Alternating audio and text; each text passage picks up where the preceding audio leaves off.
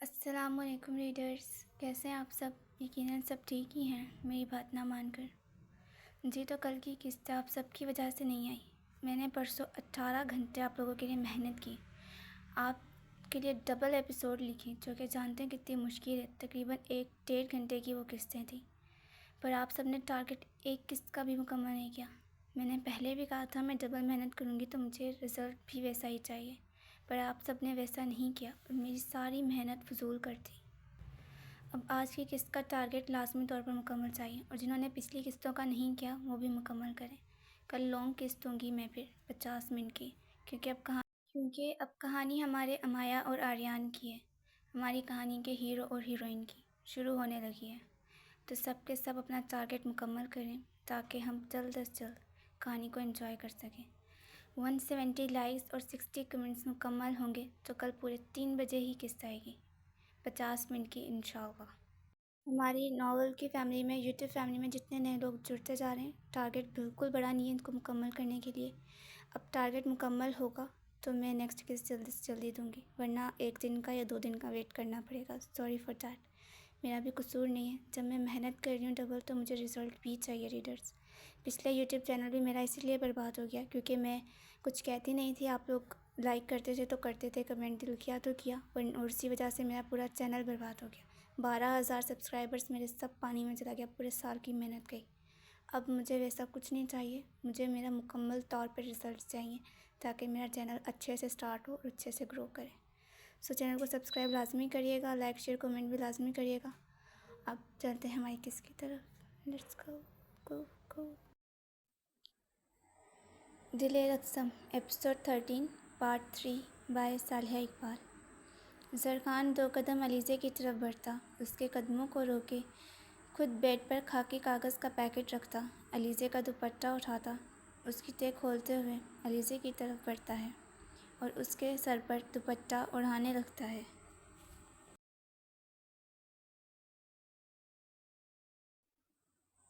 خوش ہو؟ زرخان علیزے کے خاموش چہرے کو دیکھتے ہوئے پوچھتا ہے۔ نہیں، زرخان کی بات کے جواب میں علیزے نفی میں سر ہلاتے ہوئے اپنا سر جھکا لیتی ہے۔ پر میں بہت خوش ہوں، فائنلی انتظار ختم ہوا میرا۔ زرخان علیزے کا چہرہ اپنے ہاتھوں میں پیالے نما انداز میں پکڑے اس کے ماتھے پر، وہ بھی اس کے ماتھے ٹیکے پر بوسہ دیتے ہوئے کہتا ہے۔ کیوں خوش نہیں ہو؟ شادی ہو رہی ہے، اتنا ہینڈسم شوہر مل رہا ہے تمہیں۔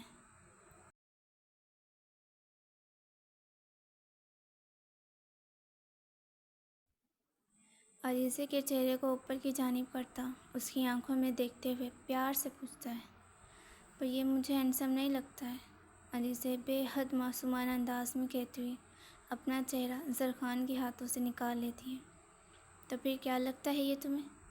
زرخان اپنی کمر پر ہاتھ باندھتے ہوئے نرم اور پیار سے چور لہجے میں پوچھتا ہے۔ جن بڑی بڑی آنکھیں کیے زرخان کے چہرے کو دیکھتے ناک چڑھاتے ہوئے کہتی ہے۔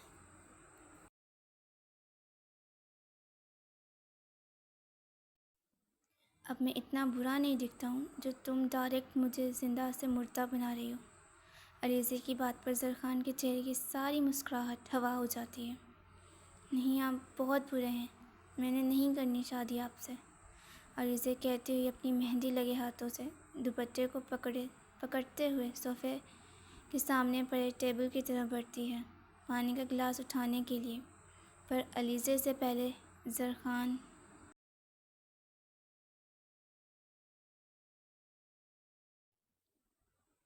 علیزے کے پیٹ کے گرد اپنے بازو کا حصار باندھتے ہوئے اسے اپنے سینے سے لگاتا، خود ہاتھ بڑھا کر پانی کا گلاس ٹیبل سے اٹھائے گلاس علیزے کے لبوں سے لگا دیتا ہے۔ کیا میں بھاگ جاؤں شادی سے؟ زرخان کے حصار میں کھڑی ہوئی اس کے سینے سے لگی ہوئی پانی پینے سے پہلے ہی سر اٹھائے اپنے ہی شوہر سے اپنی رخصتی سے بھاگنے کی اجازت لے رہی تھی۔ علیزے زرخان کے چہرے کو دیکھتے ہوئے پوچھتی ہے۔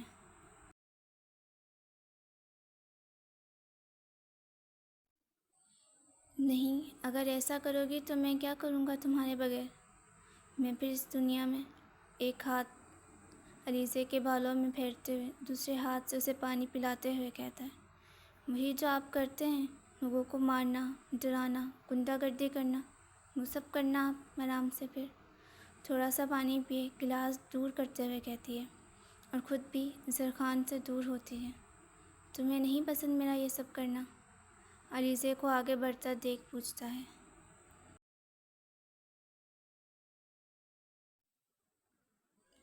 جی نہیں پسند، بنا زرخان کی طرف دیکھے جواب دیتی ہے. ٹھیک ہے، میں نہیں کروں گا آج سے جو تمہیں نہیں پسند. وہ یہ عالم کبھی نہیں کرے گا. جو تم بولو گی وہ میں مانوں گا، پر میری بیوی اپنی رخصتی سے بھاگنا مت. علیزے کی پشت کو دیکھتے ہوئے، اس کے چہرے کو دیکھنے کی کوشش کرتے ہوئے زرخان کہتا ہے، سچ میں مانیں گے آپ؟ علیزے فوراً سے پلٹ کر تجسس سے پوچھتی ہے.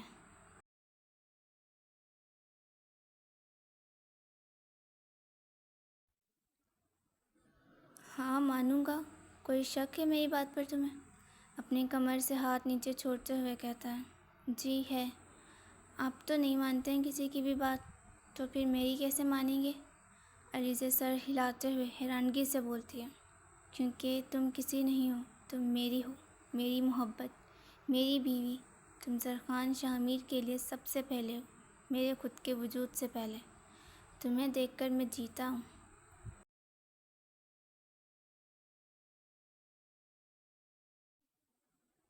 تمہارے لیے میں کچھ بھی کر سکتا ہوں. کچھ چھوڑنا کون سی بڑی بات ہے؟ زرخان کہتے ہوئے علیزے کی طرف بڑھتا ہے اور اس کا ہاتھ اپنی طرف کھینچتا وہ علیزے کو اپنی باہوں میں قید کرتا ہے. علیزے کے چہرے پر بکھرے بالوں کو ہٹاتے ہوئے، اس کے گال پر کس کرتے ہوئے کہتا ہے.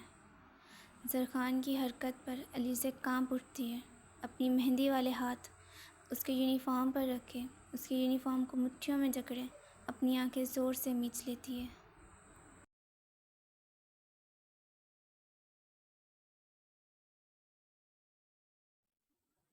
علیزے کے گال کو آزاد کرتا، اس کے چہرے سے دور ہوتا اور علیزے کے چہرے کی طرف دیکھتا رہتا ہے، جسے دیکھتے ہوئے زرخان کے چہرے پر مسکراہٹ چھا جاتی ہے.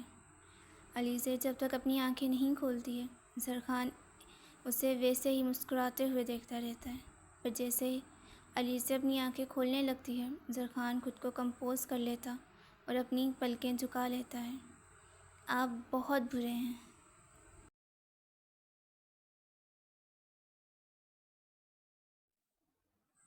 علیزے کا دل رونے کے لیے پہلے ہی بھرا بیٹھا تھا. بس زرخان کی باتیں، اس کی حرکتیں اسے رونے کی وجہ دے رہی تھیں. پر میں تمہارے لیے اچھا بن جاؤں گا نا، سچ میں. علیزے کی نم ہوتی آنکھوں کو دیکھتے ہوئے کہتا ہے. مطلب آپ مجھے اپنے ساتھ لے جا کر ہی مانیں گے؟ علیزے نم لہجے میں پوچھتی ہے. بالکل، ہر حال میں، ہر قیمت پر تمہیں میرے ساتھ جانا ہی پڑے گا. علیزے کے چہرے پر آتے بالوں کو اس کے چہرے سے ہٹا دے کان کے پیچھے کرتے ہوئے کہتا ہے.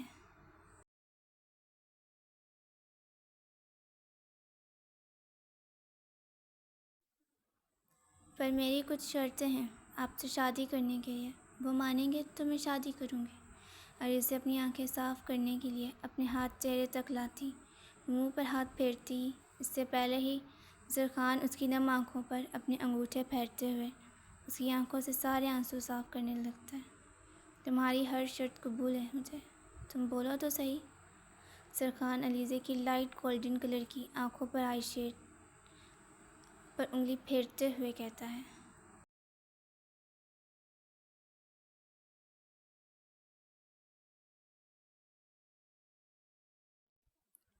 ٹھیک ہے، تو پھر سنیں. علیزے زرخان کے ہاتھوں کو اپنے چہرے سے ہٹاتے ہوئے اس کی کلائیوں کو اپنی مہندی والے ہاتھوں میں پکڑے ہوئے بولنا شروع ہوتی ہے. میں تائی امی کی طرح کچن میں کام نہیں کروں گی. آنکھوں میں آنکھیں ڈالے دیکھتے ہوئے کہتی ہے. مت کرنا، میں نوکر رکھنا افورڈ کر سکتا ہوں. علیزے کی بات پر فوراً جواب دیتا ہے.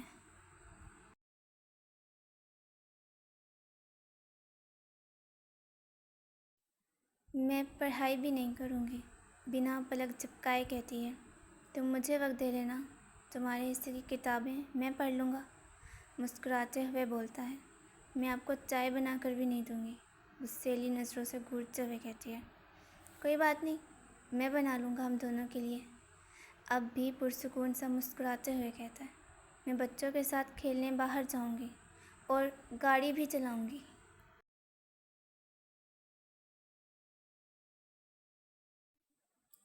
ٹھیک ہے، کھیل لینا بچوں کے ساتھ، مجھے مسئلہ نہیں ہے، پر بچوں کو دنیا میں آنے کے لیے وقت لگے گا، تب تک میرے ساتھ کھیل لینا تم، اور ہماری لانگ ڈرائیو پر تم گاڑی چلا لینا، مجھے کوئی اعتراض نہیں ہے۔ علیزے کی آنکھوں میں دیکھتے ہوئے اس کی طرف قدم بڑھاتے ہوئے کہتا ہے، میں بہت تنگ کروں گی آپ کو، ماروں گی بھی۔ سرخان کو اس کے ہاتھوں سے ہی پیچھے کی طرف کرتے ہوئے کہتی ہے،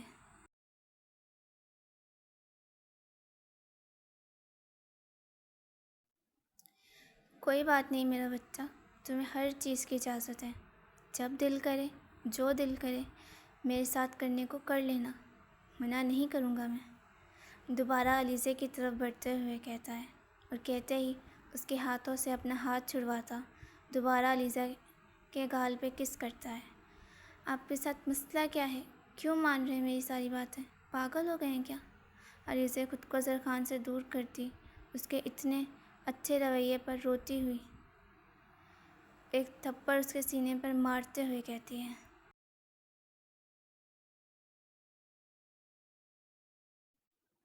میرا مسئلہ بھی تم، میرے مسئلے کا حل بھی تم، میرے لیے ضروری بھی تم، میری ضرورت بھی تم، تمہیں سوچوں تو خیال ہو تم، محسوس کروں تو ایک حسین احساس ہو تم، جینے کو جو ضروری وہ سانس ہو تم، لکھوں تمہیں تو الفاظ ہو تم۔ ہاں، میرے لیے بہت خاص ہو تم، کیونکہ خدا کی طرف سے نوازا میری زندگی کا سب سے خوبصورت تحفہ ہو تم۔ ہاں، میرا مسئلہ بھی تم، میرا عشق بھی تم، اور اب میرا جنون بھی تم۔ زرخان علیزے کے چہرے کو اپنے ہاتھوں میں پیالے کی طرح پکڑے اس کے آنسوؤں سے بھیگتے گالوں پر اپنے انگوٹھے پھیرتے ہوئے شدت سے ایک ایک لفظ ادا کیے اس کی نم آنکھوں میں دیکھتے ہوئے کہتا ہے،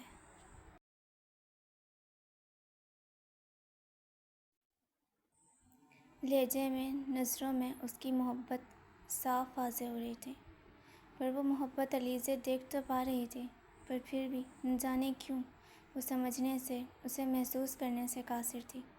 روتے ہوئے زرخان کے ہاتھوں سے اپنا چہرہ آزاد کرواتی علیزے پیچھے کی طرف ہوئے کھڑی ہو جاتی ہے۔ اب بھاگو گی تم؟ علیزے کی خاموشی کو توڑنے کے لیے پوچھتا ہے۔ جواباً وہ کچھ نہیں کہتی ہے، بس سر اٹھا کر اپنی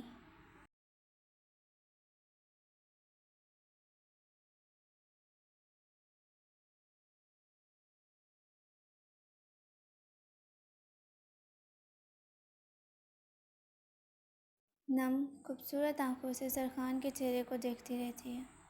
علیزے کے لب خاموش تھے، پر زرخان کو اس کی خاموشی میں اپنا جواب مل جاتا ہے۔ مسکراتے ہوئے زرخان علیزے سے نظریں ہٹائے بیڈ پر رکھے خاکی کاغذ کا پیکٹ اٹھائے علیزے کی طرف بڑھتا ہے، یہ پہن کر آنا، جب دلہن بن کر میرے سامنے آؤ گی، تب تمہارے چہرے کے بعد سب سے پہلے میں انہیں تمہارے ہاتھوں میں دیکھنا چاہتا ہوں۔ زرخان علیزے سے 4 قدم کے فاصلے پر کھڑا، پیکٹ اس کی طرف بڑھائے کھڑا تھا۔ علیزے نہ کچھ بولتی ہے نہ کچھ پوچھتی ہے، بس جلدی سے پیکٹ پکڑے اپنا سر جھکا لیتی ہے۔ زرخان بھی ایک نظر علیزے کو دیکھتے ہوئے اس کے کمرے سے باہر نکل جاتا ہے۔ دروازے میں کھڑی لڑکیوں کو اگنور کرنے کے لیے زرخان اپنی پینٹ سے موبائل نکالے کسی کو کال لگاتے ہوئے سب لڑکیوں کے سامنے سے گزر جاتا ہے۔ زرخان کے جاتے ہی علیزے پیکٹ بیڈ پر پھینکتے ہوئے خود بھی پیر لٹکائے ہوئے بیڈ پر لیٹے چھت کو دیکھتی رہتی ہے۔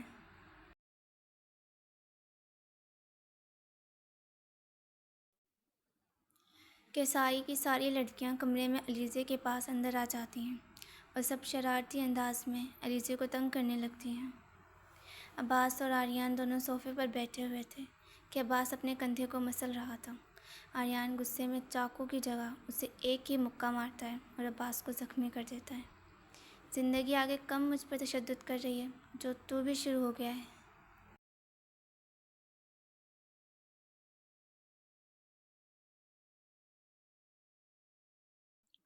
عباس آریان کو گھور کر دیکھتے ہوئے تھپڑ مارنے کے لیے ہاتھ بڑھاتا ہے، پر اس کا کندھا ہل نہیں پا رہا تھا۔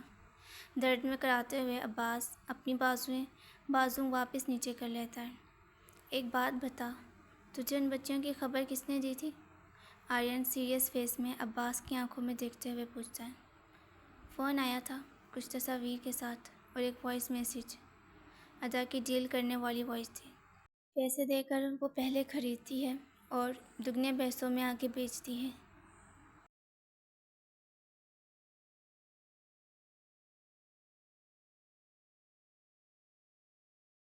عباس اپنے کندھے کو ہلاتے ہوئے اپنے درد کو ضبط کرتے ہوئے پرسکون سا جواب دیتا ہے۔ مطلب تو نے صرف وائس میسیج اور چند تصاویر دیکھی ہیں؟ آریان اپنی گردن جھٹکتے ہوئے دھیرے سے کہتا ہے۔ تو سچ ہے، اس نے تجھ سے شادی تیرے لیے کی ہے، اس لیے مجھے لگتا ہے وہ عمر بھر کچھ نہیں دے گی تجھے، آریان کہتے ہوئے اپنے لیے اور عباس کے لیے بنائی کافی لینے کے لیے کچن کی طرف بڑھتا ہے۔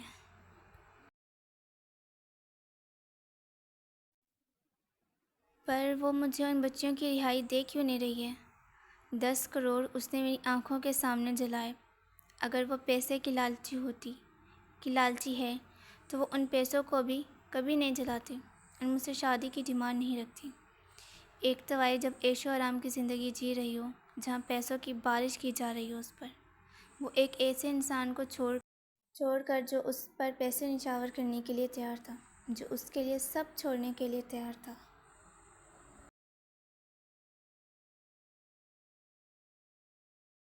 وہ ایک ایسے انسان سے شادی کیوں کرے گی پھر، جو اس سے صرف نفرت کرتا ہے؟ عباس سوچتے ہوئے اپنے بالوں میں ہاتھ پھیرتے ہوئے کہتا ہے۔ اتنے میں آریان اس کے لیے کافی کا کپ اس کے سامنے لا رکھتا ہے۔ اتنا سوچنے سے جواب نہیں مل جائے گا تجھے؟ جو سوال اچانک سے آئے ہیں تیری زندگی میں، ان کے جواب بھی اچانک سے ہی ملیں گے تجھے۔ عباس کا پریشان چہرہ دیکھتے ہوئے کول فیس میں عباس کی آنکھوں میں دیکھتے ہوئے کہتا ہے۔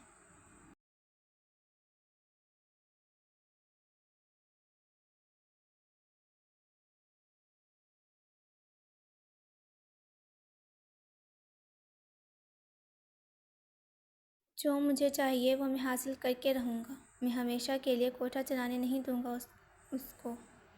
اس کے لیے کچھ بھی کرنا پڑے کروں گا، جتنی حدیں توڑنی پڑے توڑوں گا۔ جب میں پہلے باز نہیں آیا تو اب کیسے آ جاؤں؟ اس ادا سے ان بچیوں کی رہائی کرواؤں گا، چاہے اس کے لیے کتنے بھی غلط راستے اختیار کرنے پڑے میں اختیار کروں گا۔ ضدی وہ ہے تو اس سے زیادہ ضدی اور جنونی ہوں میں بھی۔ ادا کو تو میں ٹھکانے لگاؤں گا، اور شرافت سے نہیں مان رہی تو پھر ایسے ہی صحیح، جب تک نہیں مانے گی میری بات تب تک ہر ممکن کوشش کروں گا، اور 1 مہینے کے اندر اندر اس قصے کو ختم کروں گا، اور ادا کا چیپٹر اپنی زندگی سے بند کروں گا۔ ایک طوائف لڑکی کی گنجائش نہیں ہے میری زندگی میں، اسے جانا پڑے گا، ہمیشہ ہمیشہ کے لیے۔ صوفے کی بیک سے سر ٹکائے عباس لکڑی کی بنی چھت کی طرف ٹکٹکی باندھے دیکھتے ہوئے بولتا ہے۔ جو دل میں آئے وہ کر، پر پہلے یہ کافی پی لے، اپنے پیسے ضائع ہوتے نہیں دیکھ سکتا ہوں میں۔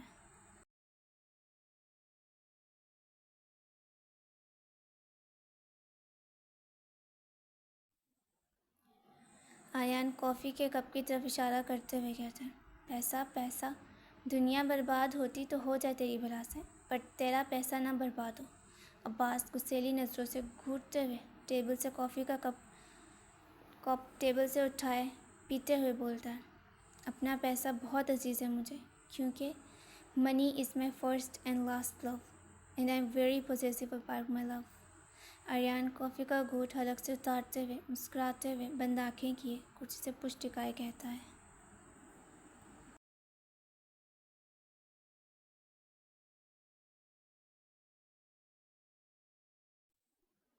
آریان کا مسکراتا چہرہ دیکھتے ہوئے عباس گندا سا منہ بناتا ہے اور صوفے سے پشت ٹکاتا ہے۔ اچھا یہ بتا، اگر تیرے سب کچھ کرنے پر بھی وہ نہ جھکی، نہ ہاری، ان بچیوں کو رہا نہ کیا تو کیا کرے گا تو؟ آریان کافی کا کپ ٹیبل پر رکھتے ہوئے پوچھتا ہے۔ میں کبھی گھٹیا انسان نہیں بنا ہوں، تو اب وہ شدت سے بننے کا دل کر رہا ہے۔ جس کی شروعات میں کر چکا ہوں۔ اب یقیناً مجھے وہ ملے گا جو میں چاہتا ہوں۔ عباس چہرے پر ٹیڑھی مسکراہٹ سجائے کہتا ہے۔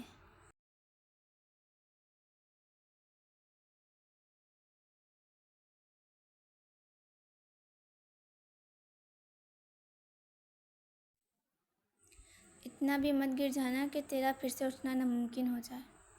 اپنے لیپ ٹاپ کی اسکرین کھولے، اس میں چارجنگ ختم ہوتی دیکھتے ہوئے چارجر لانے کے لیے صوفے سے اٹھتے ہوئے کہتا ہے اور اپنے کمرے کی طرف بڑھنے لگتا ہے۔ تو بھی کھڑا ہوا ہے، میں بھی کھڑا ہو جاؤں گا، عباس دھیرے سے کہتے ہوئے سائیڈ آنکھیں کیے آریان کی پشت کو دیکھتے ہوئے منمناتے ہوئے کہتا ہے کہ آریان عباس کی بات پر حیرانگی سے اسے دیکھتے ہوئے اپنے دائیں ہاتھ کی کلائی مسلتے ہوئے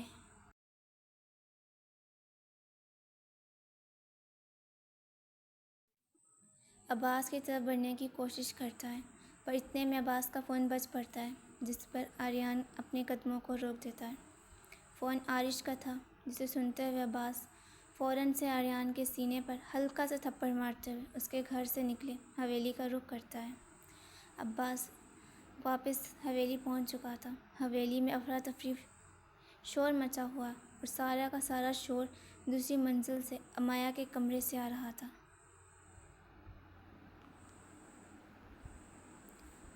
جہاں اس وقت گھر کی نوکرانیاں اور عارش اور ذیان موجود تھے۔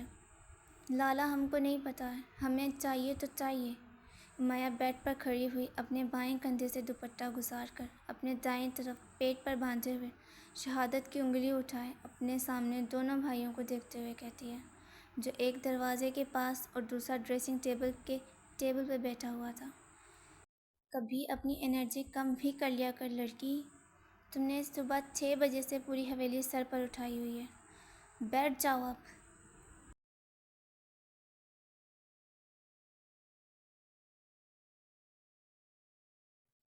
عارش امایا کی طرف بڑھتے ہوئے تھکے ہوئے لہجے میں کہتا ہے، لالا ہمارا انرجی بھی اب کم ہو گیا ہے، ہم نے 2 مہینے پہلے وہ کپڑا منگوایا تھا، ان سے رات بولا کہ احتیاط سے اس کو استری کرنا، پر ان سب نے اس کی چولی کو ہی جلا ڈالا۔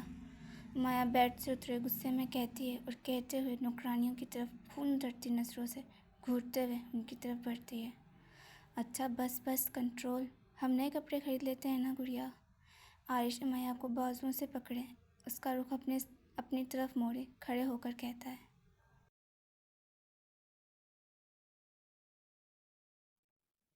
لالا ہم کو دوسرا نہیں چاہیے، ہم کو وہی چاہیے، مایا نم لہجے میں کہتی ہے اور کہتے ہی رونے لگتی ہے۔ اب تو وہ خراب ہو گیا ہے نا مایا، چھوڑ دو اس کو، ویسے بھی تم نے اس میں اصل کی چڑیل ہی لگنا تھا، اچھا ہے جل گیا، تمہاری حقیقی شناخت لوگوں کی نظروں میں آنے سے رک گئی۔ ذیان امایا کو روتا دیکھ ڈریسنگ ٹیبل سے اٹھ کر امایا کی طرف بڑھتے ہوئے کہتا ہے، لالا۔ مایا ذیان کی بات پر عارش سے روتے ہوئے کہتی ہے اور کہتے ہی اور زور سے رونے لگ جاتی ہے۔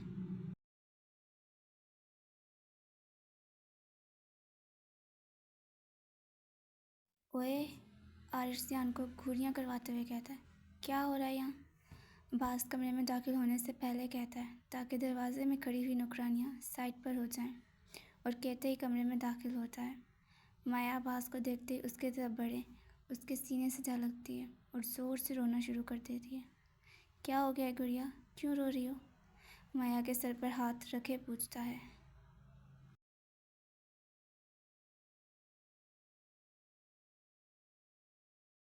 بابا میرے کپڑے جل گیا، میں نے لیلا کی رخصتی پر پہنا تھا، اب میں کیا پہنوں گی، میرے پاس کپڑے ہی نہیں ہیں، اور اس کے پاس بھی جانا ہے میں نے ٹائم سے، مایا روتے ہوئے کہتی ہے۔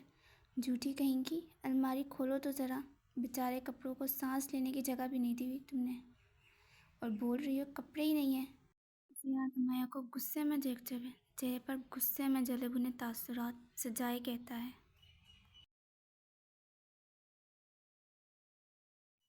وہ کہہ رہی ہے نہیں ہے تو نہیں ہے، جاؤ لے کر میری گڑیا کو، جو بھی اس کو چاہیے دلا کر لاؤ، یہ دوبارہ روئی تو میں تمہارا حشر کر دوں گا۔ عباس ذیان کو دیکھتے ہوئے سخت لہجے میں کہتا ہے، جی ضرور خان بابا، پر آپ کی اطلاع کے لیے عرض ہے، ہم بھی آپ کی اولاد ہیں، سارا پیار اس کو اور ساری ڈانٹ ہم کو نہیں دیا کریں۔ ذیان گندا سا منہ بنائے کہتے ہوئے امایا کو بازوؤں سے پکڑے اپنے ساتھ کمرے سے باہر لے جانے کے لیے موڑتا ہے۔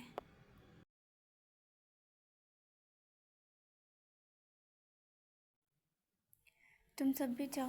عارش دروازے میں سر جھکائے لڑکیوں کی طرف سرسے سے نظر ڈالے کہتا ہے۔ سب کے جاتے ہی عباس عارش کی طرف دیکھتا ہے جس کا چہرہ اسے بجھا بجھا سا لگ رہا تھا۔ تم ٹھیک ہو؟ عباس عارش سے پوچھتا ہے۔ جی خان بابا، میں ٹھیک ہوں، عباس کی آنکھوں میں دیکھتے ہوئے ہلکی سی مسکراہٹ کے ساتھ کہتا ہے اور کہتے ہی کمرے سے باہر نکل جاتا ہے۔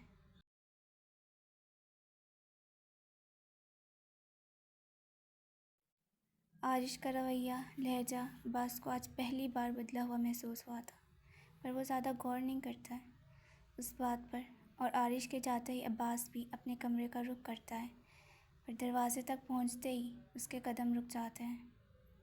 وہ سب کر کے ڈرانا اس کو تھا، پر ڈر مجھے لگ رہا ہے چھوٹی سی بیوی سے۔ عباس اپنا سر جھکائے اپنے بالوں میں ہاتھ پھیرتے ہوئے کہتا ہے۔ کچھ نہیں ہوتا ہے عباس، جو کیا تھا وہ ضروری تھا، نہ دیکھے گی اور نہ کچھ بولے گی، بس جو میں بولوں گا وہ وہی کرے گی۔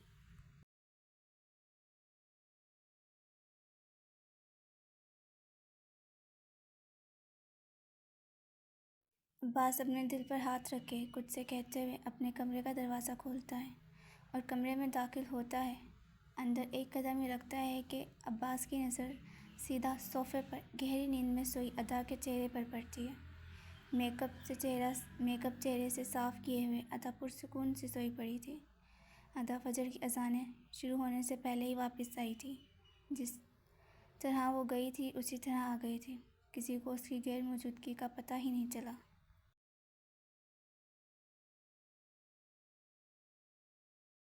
ادا کے چہرے کو دیکھتے ہوئے عباس دھیرے سے کمرے کا دروازہ بند کرتا ہے، پر دروازہ بند کرتے کرتے عباس کی نظر ادا کے کپڑوں پر پڑتی ہے، جو عباس کے کپڑے پہنے ہوئے تھی، جو حد سے زیادہ اسے بڑے تھے۔ صوفے سے نیچے لٹکتی ہوئی ایک بازو جو عباس کے کپڑوں میں نظر ہی نہیں آ رہی تھی۔ ادا کو اپنے کپڑوں میں ملبوس دیکھتے ہوئے عباس گہری سانس لیتے ہوئے دھیرے سے بند کرتے دروازے کو زور سے بند کرتا ہے اور ادا کی نیند کو خراب کرتا ہے۔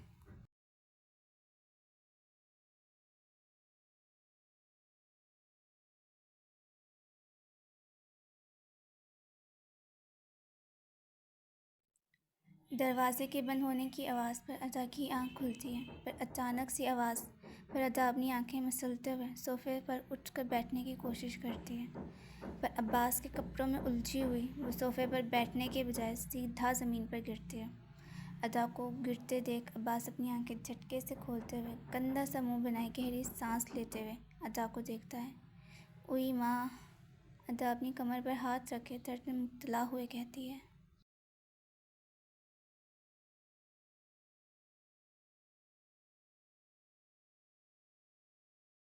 ادا اپنی دونوں آنکھیں اپنی انگلیوں سے مسل کر کھولنے کی کوشش کرتی ہے، پر ابھی کچھ دیر پہلے سوئی تو آنکھیں کھلنے سے انکار ہی ہو رہی تھی۔ ادا کو زمین پر گرا دیکھ عباس اس کی طرف بڑھتا ہے، پر اسے اٹھانے کے بجائے ادا کے سامنے والے صوفے پر بیٹھ جاتا ہے۔ آپ! ادا اپنی نیند سے بھری آنکھیں مسلتے ہوئے عباس کے چہرے کو بنا دیکھے کہتی ہے۔ میرے کپڑے کیوں پہنے تم نے؟ سخت لہجے میں ادا کے چہرے کو دیکھتے ہوئے پوچھتا ہے۔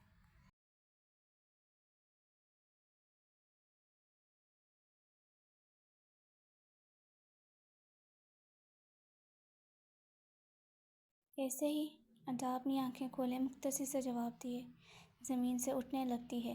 ادا کے چہرے پر خاموشی دیکھ عباس کو پرسکون والی گہری سانس آتی ہے۔ ایسے ہی کا کیا مطلب ہے؟ اتارو میرے کپڑے ابھی کے ابھی۔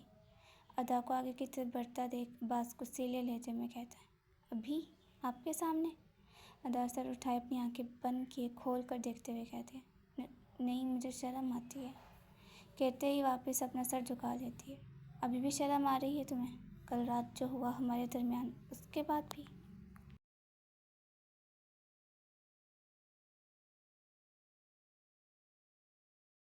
ادا کے قریب ایک قدم بڑھاتے ہوئے کہتا ہے۔ کیا ہوا تھا کل رات؟ مجھے تو کچھ بھی یاد نہیں ہے، سر اٹھائے عباس کی آنکھوں میں دیکھتے ہوئے کہتی ہے، پر رات کا منظر یاد کرتے وہ اپنا سر جھکا لیتی ہے اور اپنی بازوؤں کو اس کی قمیض کی بازوں سے باہر نکالنے کی کوشش کرتی ہے۔ میں یاد کرواؤں کیا دوبارہ سے، سب اسی طرح سے کر کے؟ ادا کے چہرے کی طرف جھکتے ہوئے اس کی آنکھوں میں دیکھتے ہوئے کہتا ہے۔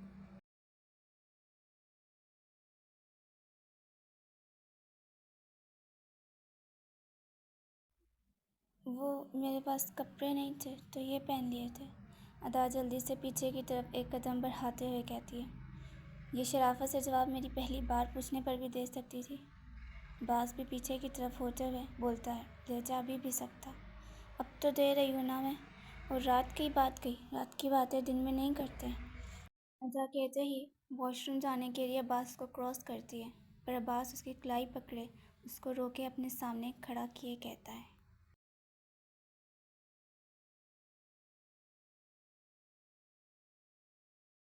تم زیادہ باتیں مت کرو اور میرے کپڑے اتارو اس سے پہلے، یہ کام بھی میں کروں، ادا کی آنکھوں میں دیکھتے ہوئے کہتا ہے۔ میرے قریب آئے اور مجھے ٹچ بھی کیا نا تو سر پھاڑ دوں گی آپ کا، ادا اپنا ہاتھ جھٹکے سے چھڑواتے ہوئے کہتی ہے۔ اپنے ہاتھ سے ادا کا ہاتھ نکلتا دیکھ عباس کی نظریں اپنے ہاتھ پر رک گئی تھیں، لیکن اس بار اپنے خالی ہاتھ کو دیکھ وہ پرسکون تھا۔ شاید کل رات کا قریب آنا تم بھول رہے ہو، رات بخش دیا تھا تمہیں، آج زبان چلاؤ گی تو رونے پر بھی نہیں چھوڑوں گا۔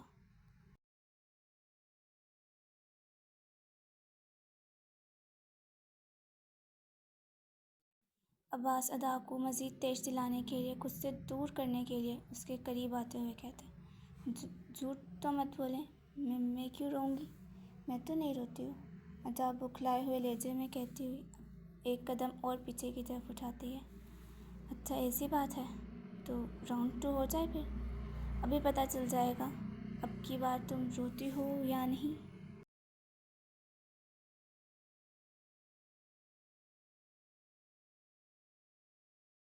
بیڈ کی طرف اشارہ کرتے ہوئے آنکھوں میں شرارت بھرے کہتا ہے، ہٹیں سامنے سے، مجھے بھوک لگ رہی ہے۔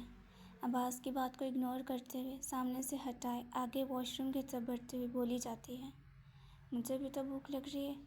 آنکھوں میں شرارت لیے ادا کو مزید خود سے تنگ کروائے اس کو بیزار کرنے کے لیے، ادا کو خود کو کراس کرتا دیکھ کمر سے پکڑے دیوار سے پن کرتا اس کے ہونٹوں کی طرف جھکتے ہوئے کہتا ہے۔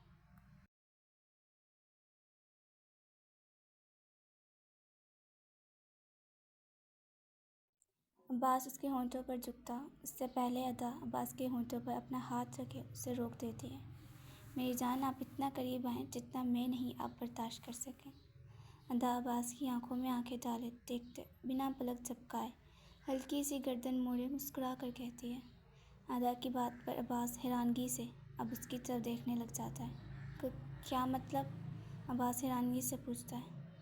مطلب یہ خاندان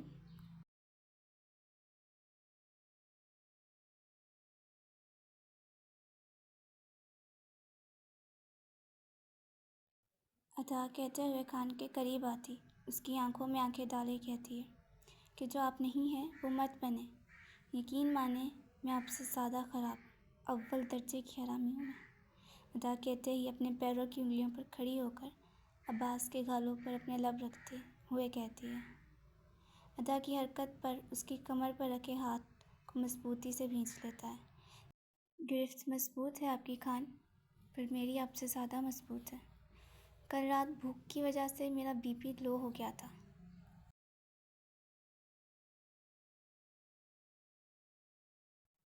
اس لیے میں نے کچھ نہیں کہا اور کیا، ورنہ آپ میری پہنچ میں ہوتے اور میں معصوم لڑکیوں کی طرح خاموش ہوتی۔ نہ میری جان، اب میں اتنی بھی معصوم اور بیوقوف نہیں ہوں۔ ادا عباس کی آنکھوں میں بنا پلک جھپکائے دیکھتے ہوئے مسکراتے ہوئے کہتی ہے اور سامنے کھڑے عباس کے دماغ کے سارے فیوز اڑانے لگتی ہے۔ جو ادا کو اب کمزور سمجھ رہا تھا، اسے ڈرا کر رکھنے کا ارادہ کر رہا تھا، اب اس کی باتوں سے، حرکتوں سے، اس کی بے خوف نظروں سے اب اسے ڈر لگنے لگا تھا۔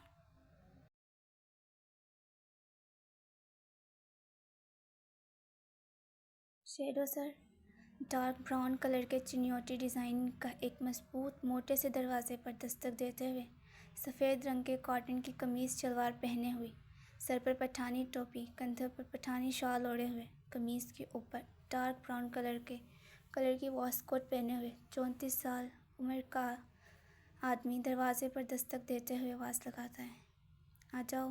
ایک بھاری بھرکم آواز کمرے میں آتی ہے، جس پر آدمی دروازے کو کھولے کمرے میں اندھیرے دیکھے گھپ اندھیرے کمرے میں داخل ہوتا ہے۔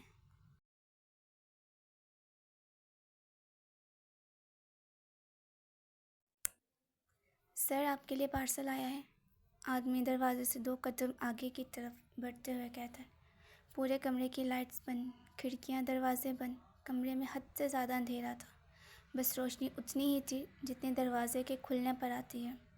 اسی ہلکی پھلکی سی روشنی میں آدمی اندر موجود شخص کو ڈھونڈنے کی کوشش میں اپنی نظریں دوڑاتا ہے، پر کچھ نہیں دیکھ پاتا ہے۔ کہاں سے؟ بھاری سی آواز میں پوچھتا ہے۔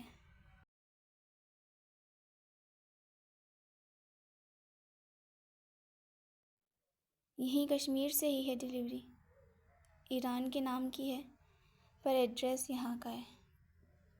کہتے ہوئے آواز کہاں سے آئی وہ دیکھنے لگتا ہے، پر کوئی وجود نمایاں نہیں ہو رہا تھا اس کی نظروں کے سامنے۔ کھولو اسے، شیڈو کی حکمانی انداز میں آواز آتی ہے۔ جی سر، سر جھکائے کہتے ہی مڑ کر دروازے سے آتی ہوئی روشنی میں پارسل کا ڈبہ کیے ہاتھ میں پکڑا پارسل کھولنے لگتا ہے۔ پارسل کے کھلتے ہی اندر موجود ایک ڈبے میں عباس اور ادا کے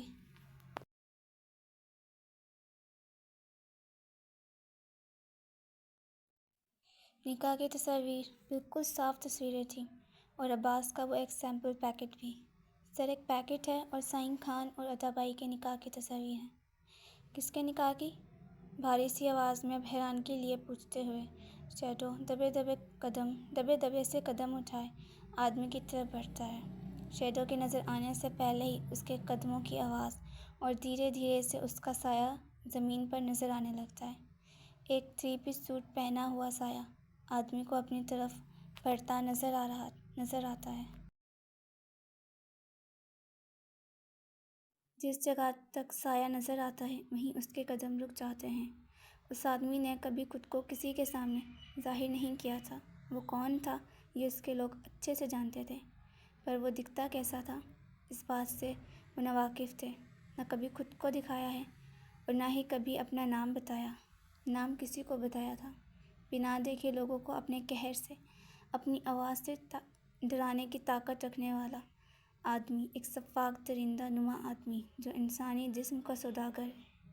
لڑکی ہو یا لڑکا، پیسوں کی خاطر وہ کسی کو بھی خریدنے کا سودا کرتا ہے۔ صرف انسان کو ہی نہیں، انسانی اعضاؤں کو بھی، غیر ملکی قانون کو اپنے پیسوں سے خریدنے والا سفاک آدمی، جب دل چاہے جو دل چاہے وہ کرتا ہے، کیونکہ نظروں میں وہ کسی کے آتا نہیں، اور بنا آئے وہ اپنا ڈر سب میں برقرار رکھتا تھا۔ اپنے وجود کے بجائے سب کو اپنے سائے سے ڈرانے والا یہ اپنی غیر ملکی قانونی کا شیڈو کنگ تھا۔ اس لیے سب نے اس کو لقب بھی سر کا اور شیڈو کا ہی دیا ہوا تھا۔ ادا بائی نے رول توڑ دیا ہے۔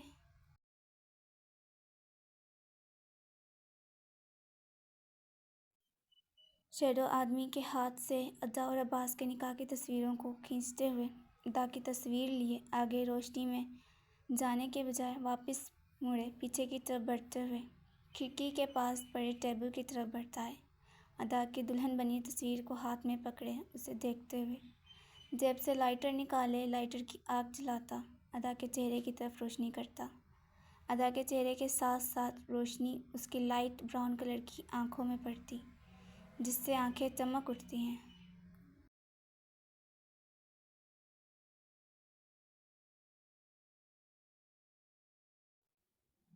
ادا کے چہرے کو کول نظروں سے دیکھتے ہوئے بولنے سے پہلے ہی اس کی تصویر کو آگ لگا دیتا ہے۔ میرے کام کا اصول ہے ادا، جو مصیبت لگے اسے سب سے پہلے ختم کرو۔ تمہیں میری مرضی سے چلنا تھا، تمہاری زندگی میری ہے، تمہارا خود پر کوئی اختیار نہیں۔ پھر اپنی زندگی کا فیصلہ کرنے والی تم ہوتی کون ہو؟ آزادی دینے والا تھا میں تمہیں ان 20 دنوں بعد، پر تمہیں موت سے الجھنے کا شوق کچھ زیادہ ہی ہے، تو الجھو اور مرو پھر۔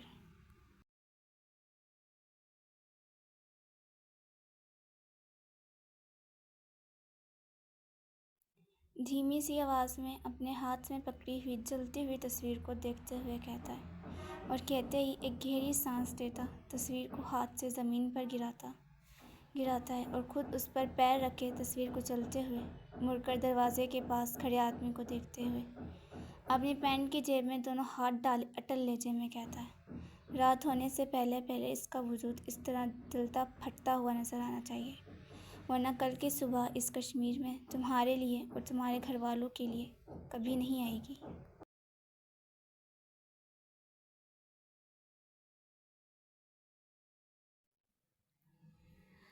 شیڈو سخت حکمانہ انداز میں کہتا ہے کہ اس کی بات پر آدمی فوراً سے الٹے پیر سر جھکائے وہاں سے نکل جاتا ہے، جاتے جاتے کمرے کا دروازہ بھی بند کر دیتا ہے۔ سونے کی چڑیا فنا ہونے لگی ہے، افسوس ہو رہا ہے تمہارے مرنے پر عطا بھائی، تمہیں جو چاہیے تھا مجھ سے لے لیتی، عباس خان سے نہیں، غلطی کی ہے تو سزا تو ملے گی۔ ملتے ہیں اب پگلے جہاں میں تم سے، کمرے کی کھڑکی کو کھولتے ہوئے پورے کمرے کو روشن کیے ہلکا سا مسکراتے ہوئے کہتا ہے۔